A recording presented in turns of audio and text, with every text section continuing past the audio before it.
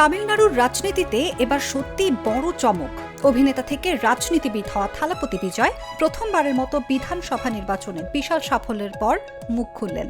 সামাজিক মাধ্যমে এক্সে দেয়া এক আবেগঘন বার্তায় তিনি ভোটারদের প্রতি কৃতজ্ঞতা জানিয়ে স্বচ্ছতা, যুব শক্তির ক্ষমতায়ন এবং অন্তর্ভুক্তিমূলক উন্নয়নের অঙ্গীকার পুনর্ব্যক্ত করেন। বিজয় বলেন, শুরু থেকেই আমাদের দল তামিলাগা ভেট্রি কাজাগাম উপহাস, সমালোচনা আর অপপ্রচারের মুখে পড়েছে। তবু আমরা মানুষের উপর আস্থা রেখেই লড়াই চালিয়ে গেছি।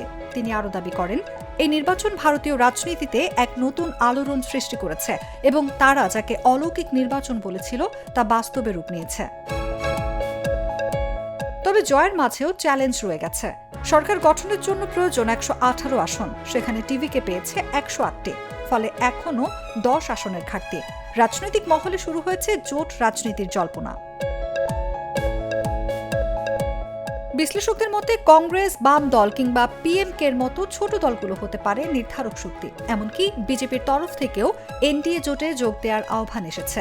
এখন সবার চোখে একটাই প্রশ্ন, থালাপতি বিজয় শেষ পর্যন্ত কার হাত ধরবেন? নিউজ ডেস্ক, জাগো নিউজ।